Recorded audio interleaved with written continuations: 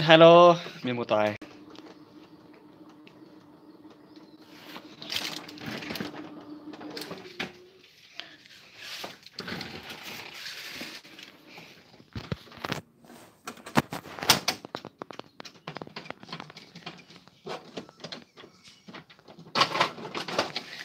Này hai yếm pet số nào?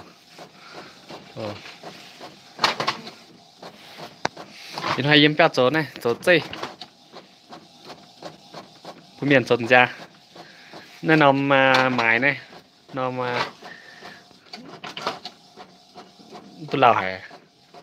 Mà nồng ạ, tôi hiện hàng ạ quảng chứ.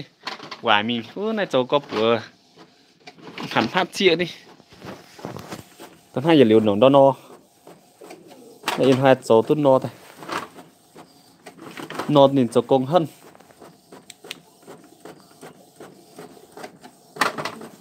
Số tay mắm là chiên ỏ.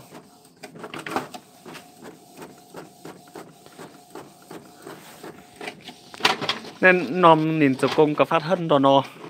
Nó nhìn phải nhìn số công mắt đỏng no hơn. Còn nó nhìn quả tu hiện hàng ạ, in hoài chắc chắn số tôi này. Này bữa miệng mưa này. Xuất giam ổ. Nó sẽ bữa gấp phẳng tại thì bữa giáo phẳng là dạo mà nó. Thì bữa giáo phẳng dạo. Này chỉ tông số C bữa miệng mưa. Số xin chào. Tàn thì bữa nay choang hả nhé.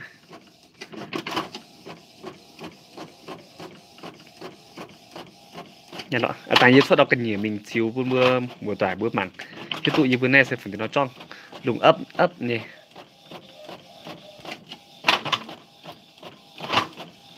Tôi chán nhang rồi.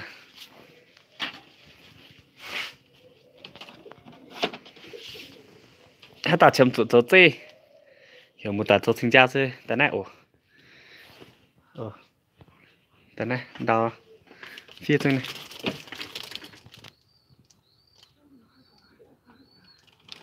Đấy. Thêm lại lọ. Nên đợi số tư hiện lạm đi. Đó số tư hiện lạm. Là cũng nhớ tế sẽ tăng in số. Tế sẽ tăng số này thì chính tông in nẹo. Chính tông in. Này. Số công như tông phọ con mà. Nó sẽ số công như tông in nó computer mà in nó printer. Vừa mảng tiếp theo số công như tông ỏ. Này. Phọ như hà lọ. Mắt dậy. Mình mắt xuống sang. Này bữa dụng nồng mặn. Này mặn xăm tại bữa trốn tại công sẽ bữa hát tản xuống là sắp thôi nhé. Này phải đọc cái đi này. Ý đó bây giờ chó có đã nóm mài. Này. Rồi con lại thấp rồi. Này. Quả mình. Em đào tiền này. Khá em bữa sẽ chó mài như cái này. Nhưng nó quả mình này dơi dẫn no lọ. Nó no mình. Như dẫn chó có quả rồi. Tôi thì sẽ này, chiếu tiếp theo đã cả nhiệm bữa mặn. Ôi dồi ơi. Bạn lùng ta.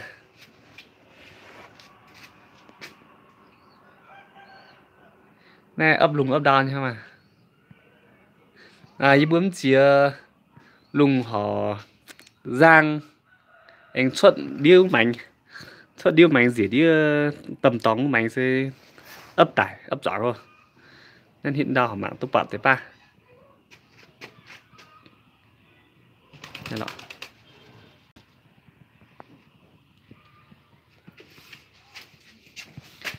Này đào để sẽ làm hoàng nhiệt dầu điệu mai. Ôi trời lạnh lắm bạn ơi. Ở trên này thì bây giờ là 8 độ C. Thì dê hiện độ choang diêm nhỉ. Đã âm như thế này. Vừa họ mình âm hay là lọ. Biến bèo. Giao tổ sinh tế siêu.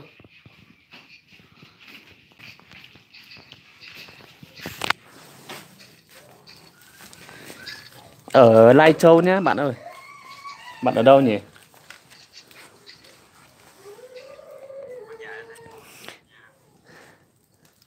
Các bạn bạn nào đang xem nhớ để lại cho mình một like nhé.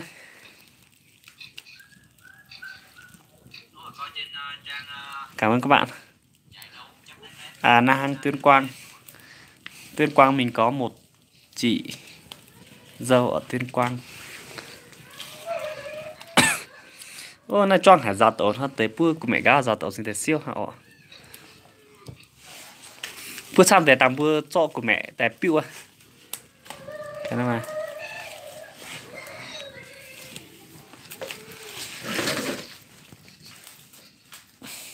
Này.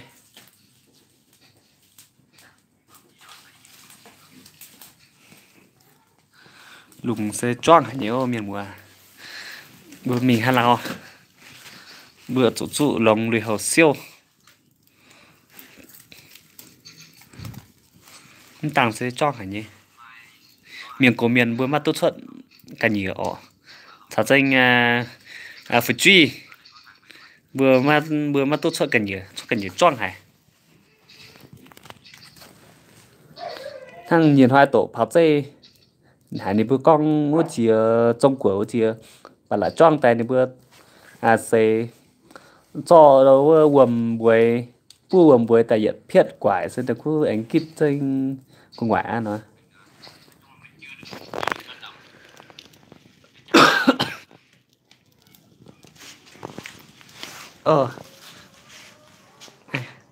bữa hát tại miền bữa mảng kha giảm mới dọ choang sen hắn nó tê cho bữa trên siêu siêu nhỉ. Như bữa nay miền như bữa nay Việt Nam yếm nay lại siêu trở thành con sẽ bữa thảm buồn như bữa thằng nó hát giản dung chủ thằng nó thì bữa tổ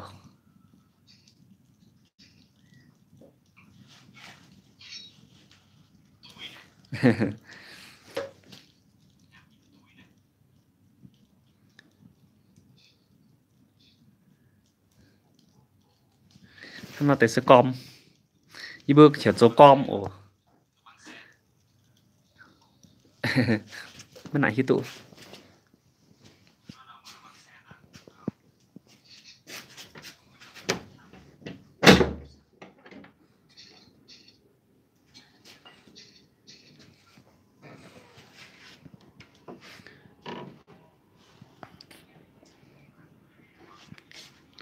tôi sẽ đào tay mạng tới tiền nhưng mà sẽ kinh trong tải trong chọn nha miền vậy ní không mày hàng cát mấy con tay giờ mới hài mới nặng 2 tuổi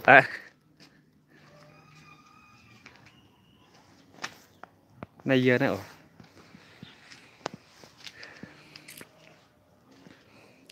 tặng chỗ có công hiến chia rừng này của mạn tài hả lọ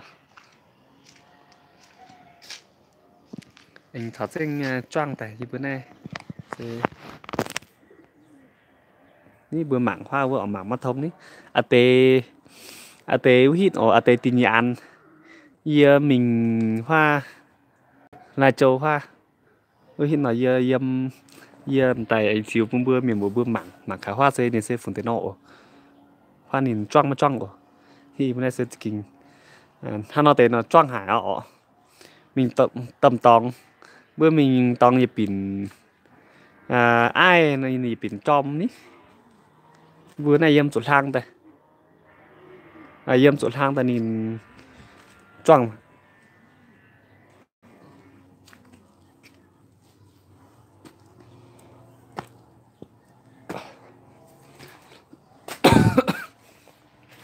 có là chiếu tiết tiền dẻo bữa bữa mảng ha mày công này chỗ để công chỗ tham hả nhỉ này ăn xin đào cái đi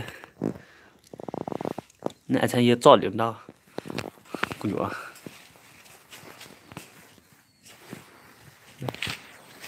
nhìn hai sự chỗ dính tê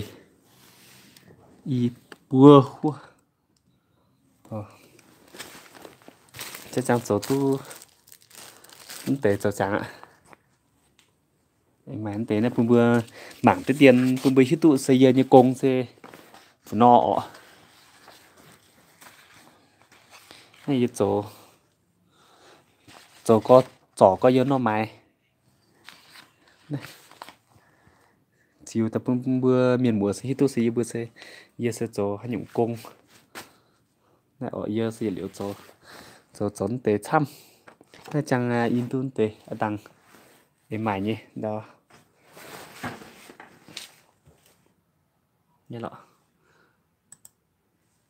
in này bữa nóng no canon này in tập bữa miền mùa điều ăn nó nè nên chắc chắn ngoại mình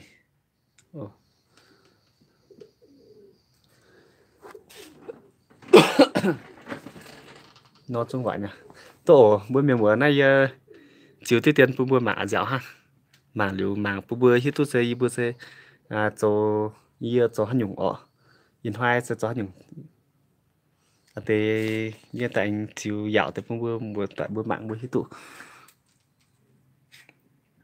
là gì